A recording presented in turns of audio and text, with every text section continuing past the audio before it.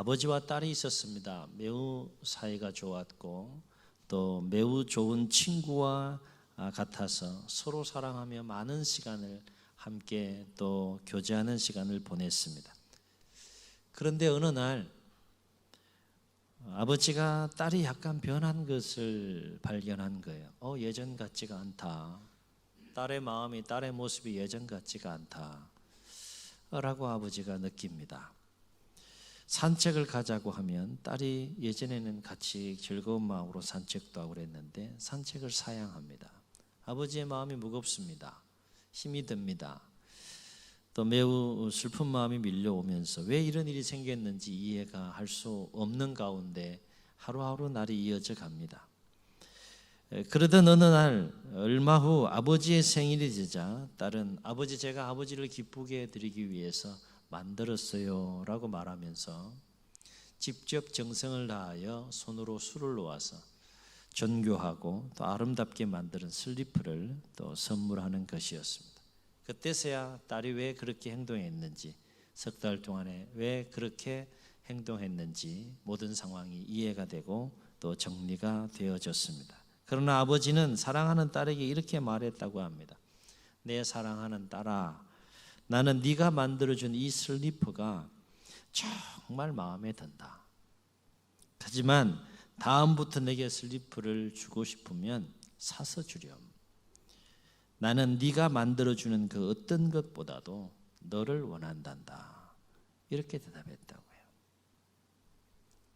네가 만들어주는 그 어떤 것들이 다 고맙고 또 감사하지만 나는 네가 만들어주는 그 어떤 것보다도 너를 원한다. 이게 딸을 향한 아버지의 마음이라는 거죠. 사랑하는 성도 여러분, 저와 여러분 예화 속에 등장하는 딸과 같이 하나님 아버지께서 정말 나에게 원하시는 것이 무엇인지 간과한 채 그냥 나의 열심으로만, 나의 열정으로만 신앙생활을 하고 있는 그런 모습은 없는지 오늘 이 한 시간 우리가 함께 또 돌아보는 시간이 되었으면 좋겠습니다. 하나님을 향한 특심한 열심과 열정을 가지고 여러 가지 다양한 은사들을 따라서 또 섬기고 또 예배도 드리고 기도도 하고 또 말씀도 열심히 읽고 묵상하지만 정작 하나님께서 나에게 가장 원하시고 기뻐하시는 것을 놓친 채 열심을 내고 간과한 채 열정을 내는 신앙생활이라 그러면 돌아봐야 된다라고 하는 거죠. 오늘 말씀은 이스라엘의 첫 번째 왕으로 세움받은 사울이 안타깝게도 하나님께 버림받는 장면이 되겠습니다. 여러분, 이스라엘 왕정사의 첫 번째 왕으로 세움받는 게 적은 은혜입니까? 적은 축복입니까? 적은 영광입니까? 첫 번째 왕으로 사울이 세움받았음에도 불구하고 그 사울이 하나님께 버림받을 수밖에 없는 이유가 무엇일까라고 하는 것인데 11절을 보게 되면 하나님은 사무엘 선지자에게 내가 이러한 이유 때문에 사울을 왕으로 세운 것을 후회하고 버린다 라고 이렇게 말씀하시는 내용이 나와요. 11절 한번 보시죠. 내가 사울을 왕으로 세운 것을 어떻게 한다? 후회하신다 그랬어요. 후회하신다. 그러면서 그 이유를 이렇게 말합니다. 그가 돌이켜서 나를 따르지 아니하며 내 명령을 행하지 아니하였음이니라 라고 그렇게 사무엘에게 그 사울을 버릴 수밖에 없는 그 아픈 마음을 또 토하시는 하나님의 모습을 볼 수 있게 됩니다. 그리고 사무엘은 밤새 이런 그 영적인 대화를 하나님과 사무엘이 한 후에 사울을 만나게 되죠. 그리고 그 사울에게 하나님께서 전해 주신 사울을 향한 그 마음을 이렇게 전합니다. 23절을 보면 왕이 여호와의 말씀을 버렸으므로 여호와께서도 왕을 버려 왕이 되지 못하게 하셨나이다. 참 아픈 이야기예요. 그렇죠? 칭찬하고 막 축복하는 그런 하나님의 마음을 전하면 좋겠는데 어떤 걸 전하고 있는가 합니까? 왕이 여호와의 말씀을 버렸기 때문에 하나님도 왕을 버렸다. 그래서 왕이 되지 못하게 하셨다. 이제 당신의 그 왕의 그 수명 곧 끝난다. 그 이야기를 사무엘이 지금 사울에게 전하고 있는 겁니다. 한마디로 사울이 하나님께 버림받은 이유가 어디에 있다는 거예요? 뭘 버렸기 때문에? 여호와의 말씀을 버렸기 때문에. 하나님의 말씀을 버렸다는 것은 곧 누구를 버린 거예요? 말씀하신 하나님을 버린 거예요. 그래서 사울이 하나님께 버림받았다는 겁니다. 그렇다면 사울이 버린 하나님의 말씀이 무엇인가 읽진 않았지만 그 윗부분을 보면 15장 1절로 9절에 보면 어떤 내용이 나오는가 하면 하나님께서 사울에게 아말렉을 치라고 말씀하세요. 왜 아말렉을 치라고 말씀하셨는가 하면 출애굽 당시 아말렉이 이스라엘 백성을 가장 힘들고 어려운 여정을 막 하고 있는데 공격해 왔잖아요. 괴롭혔잖아요. 하나님 기억하셔서 하나님이 정한 때가 딱 찼는데 그 때가 언제였다는 겁니까? 사울이 왕이 되었을 때. 그때 왕이 된 지 2년이 되었을 때 하나님께서 명령을 합니다. 아말렉을 치라. 치되 하나님께서 한번 진노하시면 얼마나 무섭게 진노하시는지 볼 수 있는데 어떻게 치라고 했습니까? 다 진멸하라. 아무것도 남기지 말고 살아있는 거 아무것도 사람이든 짐승이든 뭐든 할 것 없이 다 진멸하라 그랬어요. 오늘 말씀은 남녀와 그리고 또 누구를 진멸하라 했습니까? 소아와 낙타와 나귀 이런 짐승들, 우양, 소와 양 이런 짐승들, 심지어 젖먹는 어린아이까지 다 진멸하라 그랬어요. 하나님의 진노가 이렇게 무섭습니다.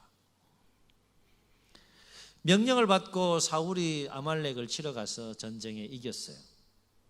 그런데 어떤 실수를 했습니까? 하나님의 마음을 아프게 했는데 어느 정도 하나님의 마음을 아프게 했는가 하면 내가 저 사울 괜히 왕 세웠다. 후회할 정도로 하나님의 마음을 아프게 하는 행동을 합니다. 그게 뭡니까?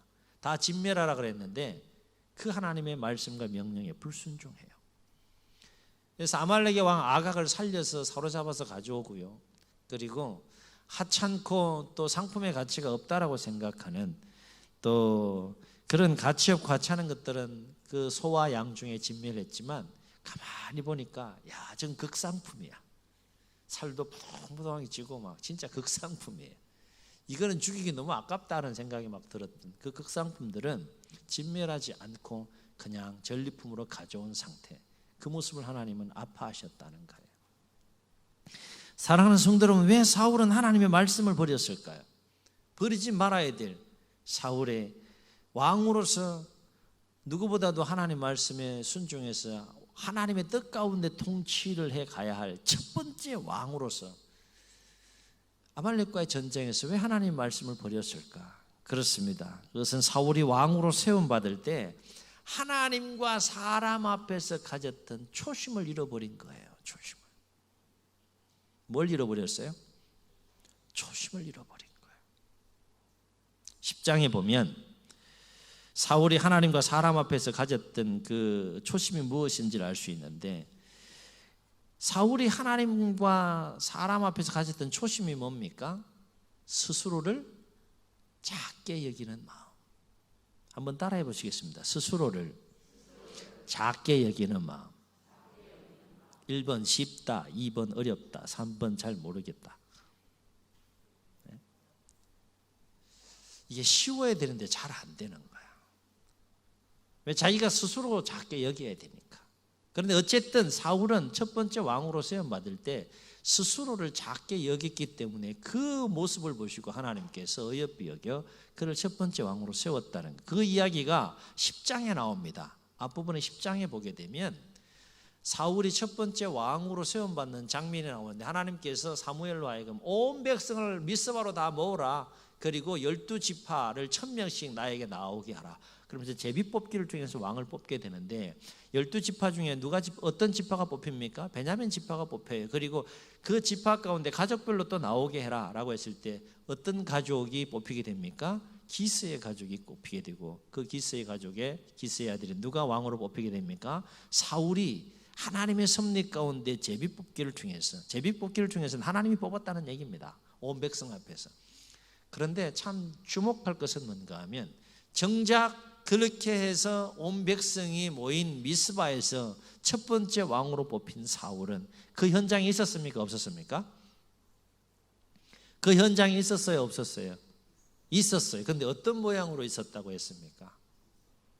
예? 당당하게 딱 왕으로 딱 기호 1번 딱 해서 딱 나가가지고 이렇게 정견 발표 딱 하고 뭐 그랬습니까? 10장 22절을 보면 사울이 그 왕으로 뽑힌 현장에 어떤 모습으로 있었는지를 성경은 이렇게 기록해요. 짐 보따리들 사이에 숨어 있었다 그랬어요. 무슨 보따리? 왜 숨었을까요? 자기가 아무리 생각해도 자기는 왕감이 아닌 거야. 야, 내가 무슨 왕이냐? 왕감이 아니라고 생각을 한 거예요. 짐 보따리에 숨었다라고 하는 것은 그만큼 사울은 자신을 적어도 그때에는 스스로 작게 여길 줄 알았던 사람이었다는 겁니다. 그랬던 사울이 오늘 아말렉과의 전쟁에서 어떻게 행동했다는 겁니까? 감히 하나님의 말씀을 무시하고 하나님을 무시하고 하나님의 말씀을 버렸다는 거죠. 그래서 15장 17절에 보게 되면 사무엘은 하나님의 말씀을 버리는 이 사울을 책망하면서 뭐라고 책망했다고 했습니까? 17절 보세요. 사무엘이 이르되 왕이 어떻게 할 때 스스로 작게 여길 그때에 이스라엘 지파의 머리로 세우지 아니하셨나이까? 머리가 되지 아니하셨나이까? 지금 사무엘은 사울에게 첫 번째 왕이 되었을 때 그 사울의 모습이 어떠했는지를 상기시켜 주고 있습니다. 당신이 어떤 사람이었습니까? 당신이 이런 사람이었어요. 첫 번째 왕으로 세울 때 진보딸에 숨었던 사람이에요, 당신. 근데 지금 감히 하나님 말씀 버리고 하나님을 버리고 그렇게 하나님 말씀에 불순종하는 지금 왕이 된 당신의 모습을 보시라. 얼마나 멀리 잘못된 길로 왔는지 보시라. 지금 그렇게 책망하고 있는 거예요. 본래의 당신의 모습을 좀 보시라. 너무 지금 잘못돼도 잘못되어 있는 당신의 모습인데 예전에 어찌했는지 한번 생각해 보시라. 지금 사무엘이 밤새 하나님과 대화를 나누면서 그 아픈 마음을 지금 사울에게 전하고 있는 거예요. 사랑하는 성도 여러분, 사울이 자신을 왕으로 뽑는 현장에서 짐 보따리 사이에 숨을 만큼 스스로를 작게 여길 수 있었던 이유가 어디에 있겠는가? 그렇습니다. 적어도 그때만큼은 사울의 마음속에 어떤 마음이 있었다는 겁니까? 하나님을 진정으로 경외하는 마음이 있었다는 거예요. 아멘. 내 마음속에 진정으로 하나님을 사랑하고 하나님을 경외하는 마음이 있으면 내가 그 하나님 앞에서 어떤 자세를 취하고 사람 앞에서 어떤 자세를 취하게 되는가 하면 스스로를 작게 여기게 된다는 겁니다. 그러고 보면 결국 사울이 잃어버린 초심은 두 가지로 정리해 볼 수 있는데 하나가 뭐라는 거예요? 스스로를 작게 여기는 마음, 그 초심을 잃어버리고 또 한 가지 더 중요한 초심을 잃어버렸는데 그 초심이 뭐라는 겁니까? 하나님을 진정으로 경외하는 마음, 그 초심을 잃어버렸다는 거예요.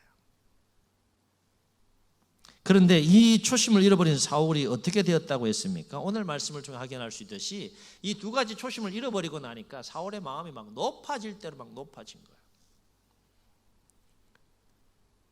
어느 정도 사울의 마음이 높아졌다라고 성경은 오늘 우리에게 말씀해 주고 있습니까? 하나님의 말씀을 버리고 하나님을 버리고 자기가 옳게 여기는 대로 자기 마음대로 행동하고 행할 만큼 사울의 마음이 높아질 대로 높아졌다라고 오늘 말씀을 통해서 우리에게 가르쳐 줍니다.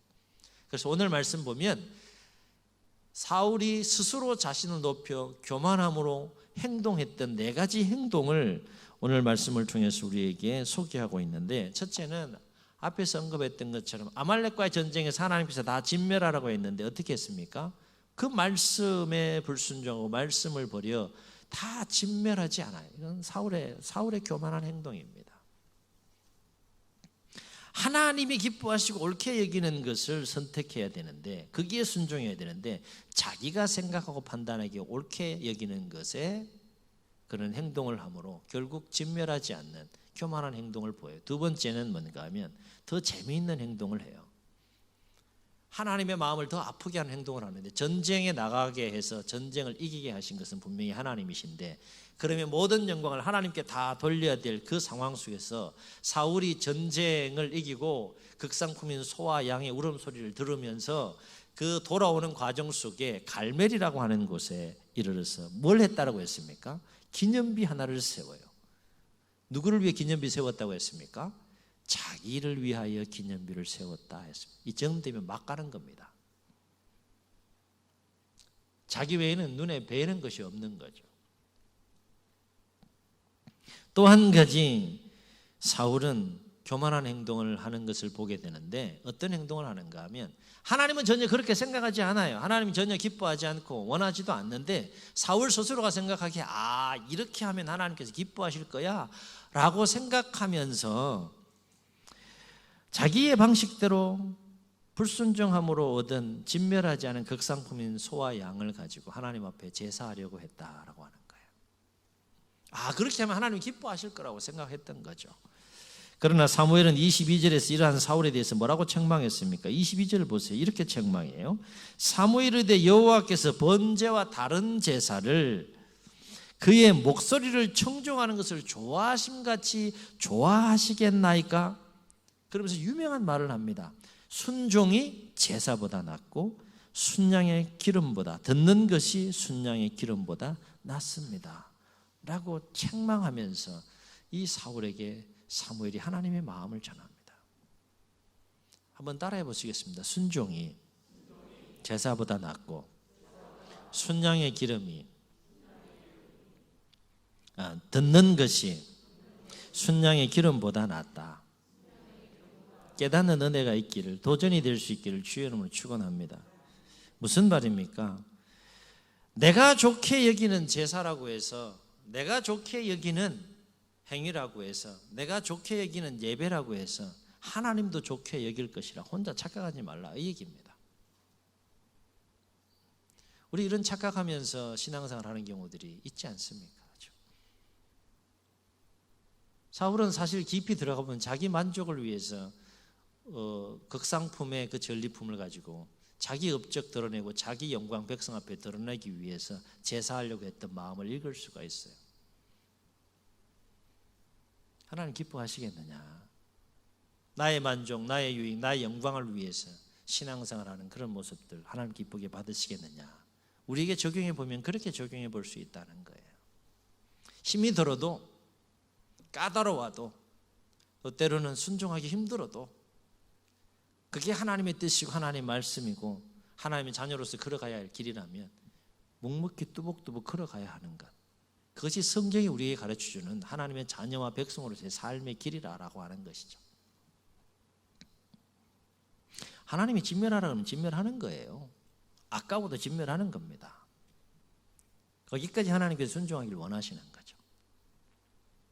또 한 가지, 오늘 사울의 교만한 행동이 무엇인가 성경을 통해서 확인해 보면 사울은 그 불순종의 죄에 대해서 사무엘을 통해서 책망할 때 늦게라도 그 책망의 소리를 듣고 마음을 돌이키고 마음을 짓고 회개하면 되었는데 오히려 그 책망 앞에서 어떻게 했습니까? 백성들 핑계를 대요.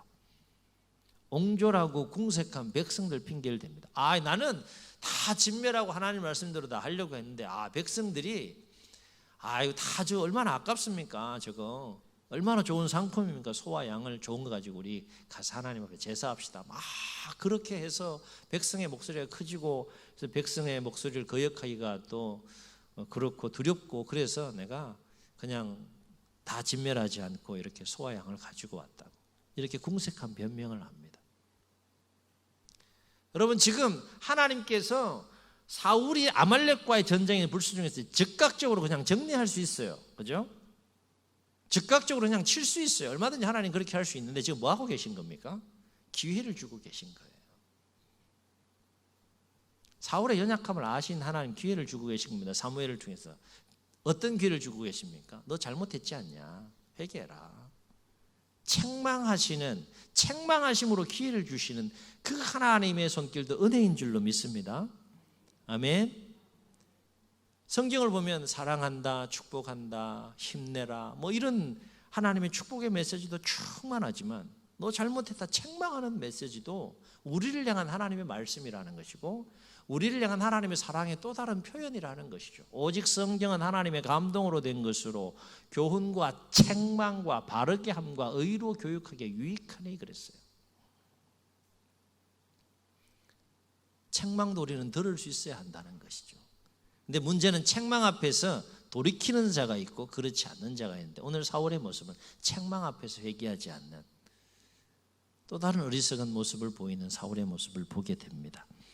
그래서 그 결과 스스로를 높여 교만해진 사울이 어떻게 되었다는 겁니까? 안타깝게도 하나님께 버림을 받았다는 거예요.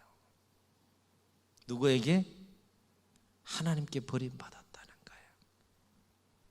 하나님께 귀하게 쓰임받던 자가 하나님께 버림받는 이 안타까운 모습을 오늘 말씀을 통해서 봅니다. 사랑하는 성도 여러분, 하나님께 버림받으면 그 삶이 어떻게 될까요? 오늘 사울의 경우를 놓고 보면 세 가지 불행한 삶을 살게 되는 것을 보게 돼요. 하나님께 버림받으면 첫째, 마음이 평안하지 않아요. 늘 마음이 곤고한 삶을 살아가는 모습을 보게 됩니다.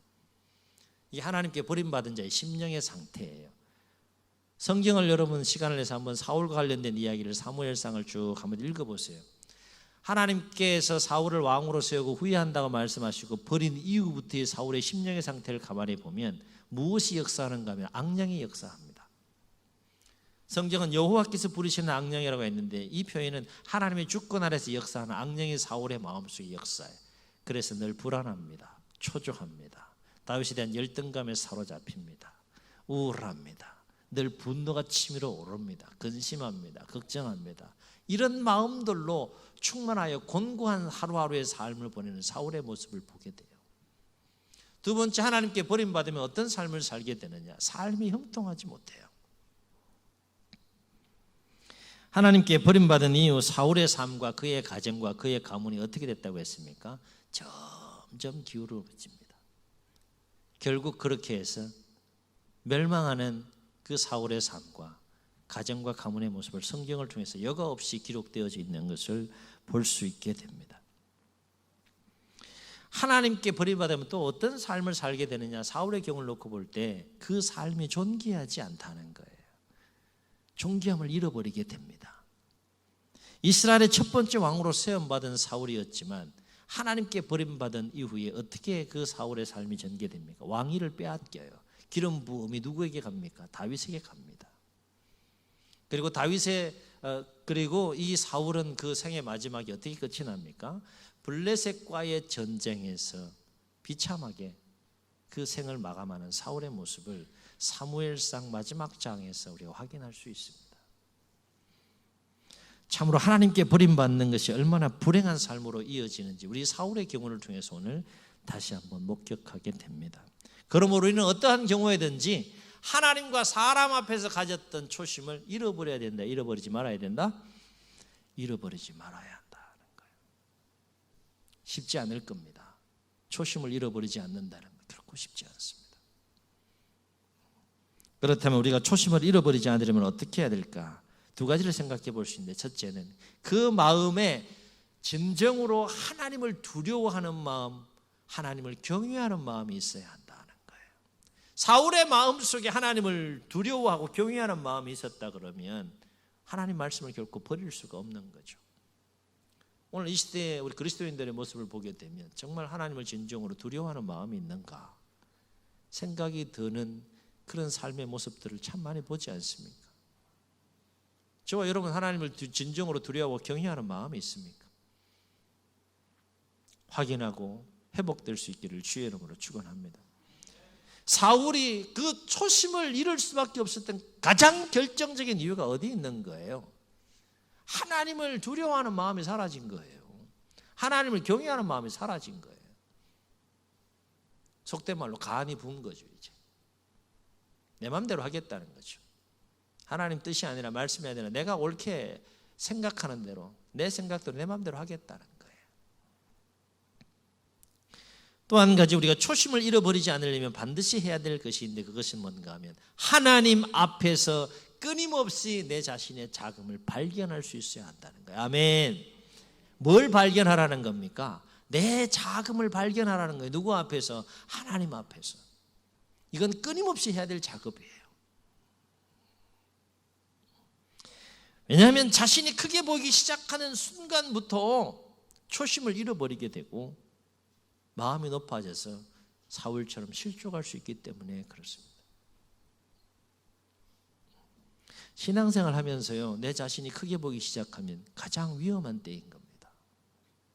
근데 희한해요. 내 자신이 크게 보기 시작할 때가 있다는 거예요. 왜 또 저를 또 이렇게 있다니까요. 진짜 내 자신이 막 크게 보여요. 그때가 가장 넘어질 위험한 때라는 거죠.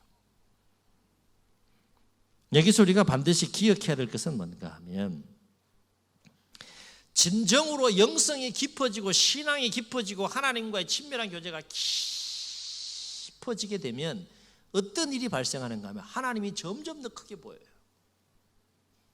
하나님이 점점 더 크게 보이면서 내 자신이 어떻게 보이는가 하면 점점 더 작게 보이는 거예요. 이게 정상이다. 하나님은 크게 보이고 나는 점점 더 작게 보이는 거, 이게 정상이다. 거꾸로 되면 사울처럼 되는 겁니다. 하나님이 점점 더 작게 보여. 어느 정도까지 작게 보이는가? 하나님을 무시하고 말씀 버릴 만큼 작게 보여. 그리고 자기가 크게 보여. 그럼 자기를 위해서 기념비 세우는 겁니다. 교회 안에도 자기를 위한 기념비를 세우는 일들이 얼마나 많이 일어납니까? 건강한 교회가 아닙니다. 행복한 교회 될 수 없습니다. 오직 하나님의 진리가 역사하고 영광이 드러나고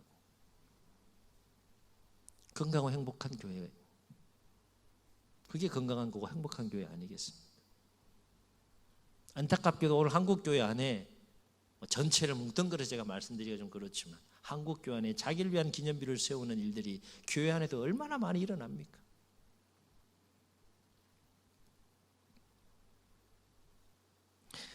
그래서 신약을 보면 옛 이름이 사울이었던 사도 바울은 이와 관련해서 디모데전서 1장 13절로 15절에서 뭐라고 이 사도 바울이 고백하는 거 한번 잘 들어보세요. 디모데전서 1장 13절로 15절에서 이렇게 고백합니다. 내가 전에는 비방자요 박해자요 폭행자였으나 도리어 긍휼을 입은 것은 내가 믿지 아니할 때에 알지 못하고 행하였음이라. 하나님 봐주셨다는 거죠. 그런데 우리 주의 은혜가 그리스도 예수 안에 있는 믿음과 사랑과 함께 넘치도록 풍성하였도다. 예수님을 인격적으로 만나고 그 풍성한 은혜 가운데 있는 사도 바울의 모습을 보게 됩니다. 완전히 달라 예수님을 만나기 전과 이후의 사도 바울의 모습이 다릅니다. 계속해서 사도 바울은 고백하기를 밑보다 모든 사람이 받을 만한 이 말이여 그리스도 예수께서 죄인을 구원하시려고 세상에 임하셨다 하였도다. 그리고 무슨 고백을 하는가 하면 그 유명한 이런 고백을 해요. 죄인 중에 내가 괴순이라. 여러분, 사도 바울이 당시에 최고의 엘리트 중에 한 사람이었어요. 유대인으로서도 그렇고 로마인으로서도 그렇고요. 스카기였고 로마 시민권을 가진 자이고 자기의 마음 소욕대로 살면 얼마든지 떵떵거리며 삶을 살 수 있는 사람이. 근데 지금 뭐라고 고백합니까? 내가 죄인 중에 괴수다. 왜 그래요?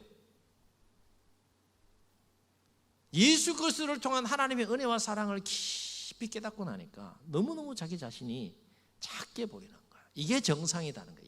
이게 정상이다.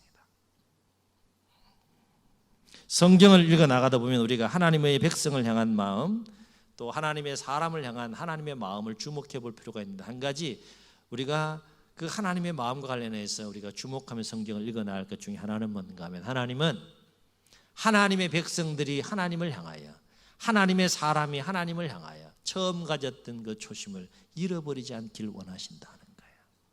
잃어버렸을 때는 하나님 간섭하셔서 돌아가라, 너 시작점으로 다시 돌아가라, 끊임없이 그 이야기가 성경에 반복되고 있는 것을 보게 됩니다. 사랑하는 성도 여러분, 저와 여러분의 모습은 어떻습니까?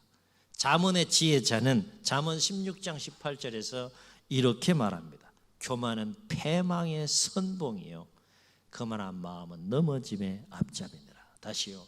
교만은 패망의 선봉이요 거만한 마음은 넘어짐의 앞잡이니라. 그리고 하나님은 사무엘상 2장 30절에서 두 아들의 죄악으로 말미암아 책망을 받는 그 엘리 제사장에게 하신 말씀 중에 어떤 말씀이 나오는가 하면 이렇게 말씀하세요. 그러므로 이스라엘의 하나님인 내가 말하노라. 뭐라고 말씀하시는 겁니까? 이렇게 말씀하세요. 나를 존중히 여기는 자를 내가 존중히 여기고 나를 멸시하는 자를 내가 경멸하리라. 나를 존중히 여기는 사람을 나도 존중하겠다. 그러나 나를 멸시하는 자는 내가 경멸하겠다. 하나님 그렇게 무서운 말씀을 하시는 것을 보게 됩니다. 바로 없기는 우리 모두 어떠한 경우에도 초심을 잃어버리지 않으므로 마음속에 진정으로 하나님을 두려워하고 경외하는 마음, 하나님과 사람 앞에서 스스로를 작게 여기는 마음, 그 마음으로 날마다 하나님의 은혜와 사랑 안에 계속해서 머물 수 있기를 주의 이름으로 축원합니다.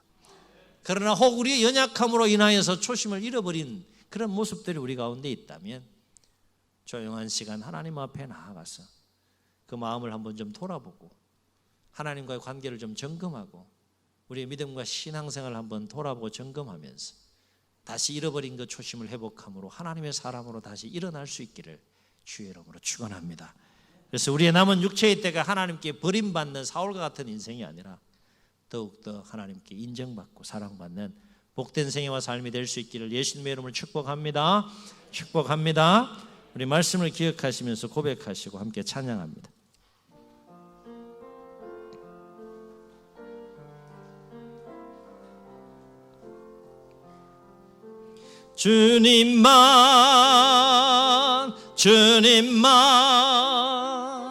주님만 사랑하리. 나의 왕 나의 주님을 더욱 알기 원해. 나 주님께 오직 주께 경배하네. 거룩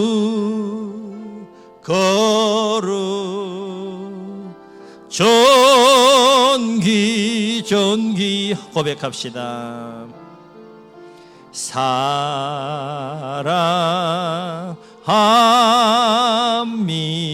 주님만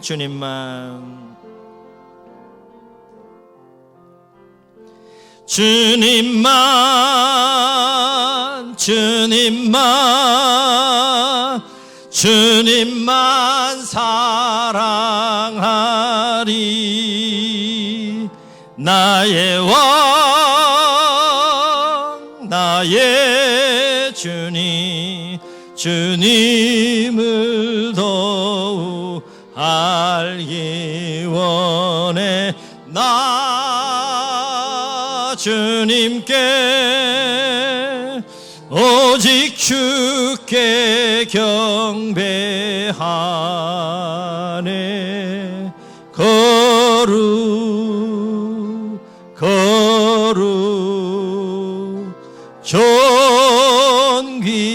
존귀하신 주 사랑합니다.